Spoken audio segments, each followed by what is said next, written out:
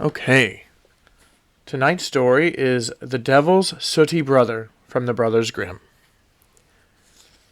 A disbanded soldier had nothing to live on and did not know how to get on.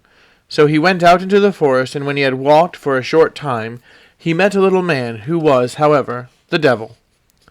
The little man said to him, "What ails you? You seem so very sorrowful." Then the soldier said, "I am hungry, but have no money." The devil said, "If you will hire yourself to me, and be my serving man, you shall have enough for all your life. You shall serve me for 7 years, and after that you shall again be free. But one thing I must tell you, and that is, you must not wash, comb, or trim yourself, or cut your hair or nails, or wipe the water from your eyes." The soldier said, "All right, if there is no help for it," and went off with the little man, who straightway led him down into hell. Then he told him what he had to do. He was to poke the fire under the kettles wherein the hell broth was stewing, keep the house clean, drive all the sweepings behind the doors, and see that everything was in order. But if he once peeped into the kettles, it would go ill with him. The soldier said, "Good, I will take care."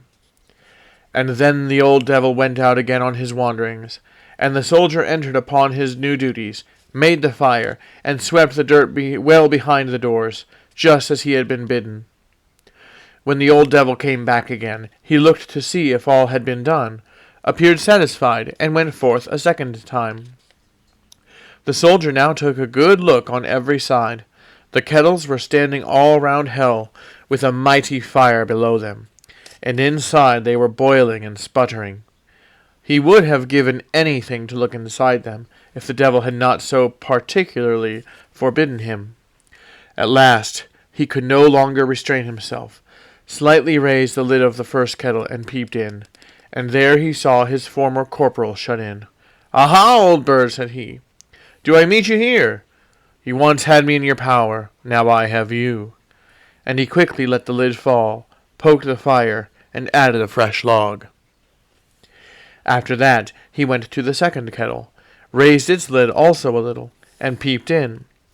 His former ensign was in that. "Aha, old bird, so I find you here. You once had me in your power, now I have you." He closed the lid again, and fetched yet another log to make it really hot. Then he wanted to see who might be sitting up in the third kettle. It was actually a general. "Aha, old bird, do I meet you here? Once you had me in your power, now I have you." And he fetched the bellows and made hellfire blaze right under him. So he did his work 7 years in hell, did not wash, comb, or trim himself, or cut his hair or nails, or wash the water out of his eyes, and the 7 years seemed so short to him that he thought he had only been half a year. Now when the time had fully gone by, the devil came and said, "Well, Hans, what have you done?"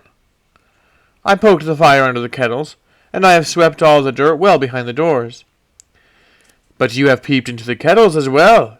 It is lucky for you that you added fresh logs to them, or else your life would have been forfeited. Now that your time is up, will you go home again?"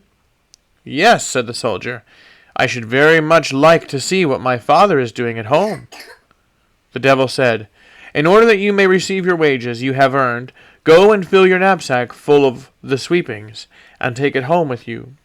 You must also go unwashed and uncombed, with long hair on your head and beard, and with uncut nails and dim eyes. And when you are asked where you are from, you must say, 'From hell.' And when you are asked who you are to say, 'The devil's sooty brother, and my king as well.'" The soldier held his peace, and did as the devil bade him, but he was not at all satisfied with his wages. Then, as soon as he was up in the forest again, he took his knapsack from his back, to empty it, but on opening it, the sweepings had become pure gold. "I should never have expected that," said he, and he was well pleased, and entered the town. The landlord was standing in front of the inn, and when he saw the soldier approaching, he was terrified, because Hans looked so horrible, worse than a scarecrow. He called to him and asked, "Where do you come from?" "From hell." "Who are you?"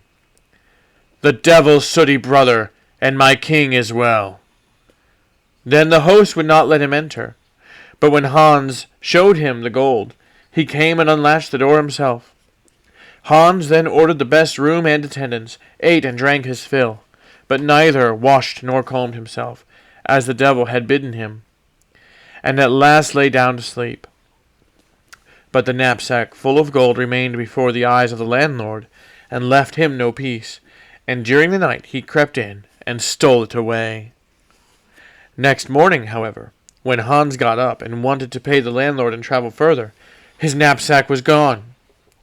But he soon composed himself and thought, "You have been unfortunate from no fault of your own," and straightway went back again to hell, complained of his misfortune to the old devil, and begged for his help. The devil said, "Seat yourself. I will wash, comb, and trim you, cut your hair and nails, and wash your eyes for you."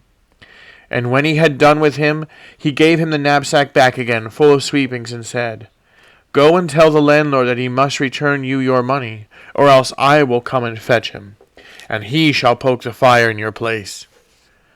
Hans went up and said to the landlord, "You have stolen my money. If you do not return it, you shall go down to hell in my place, and will look as horrible as I." Then the landlord gave him the money, and more besides, only begging him to keep it secret, and Hans was now a rich man. He set out on his way home to his father, bought himself a shabby smock frock to wear, and strolled about making music, for he had learned to do that while he was with the devil in hell. There was, however, an old king in that country, before whom he had to play, and the king was so delighted with his playing that he promised him his eldest daughter in marriage.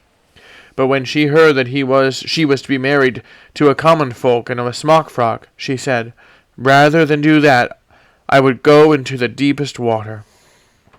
Then the king gave him the youngest, who was quite willing to do it to please her father. And thus the devil's sooty brother got the king's daughter, and when the aged king died, the whole kingdom likewise. That was the end of the story, The Devil's Sooty Brother. Thank you for listening. Good night, everybody.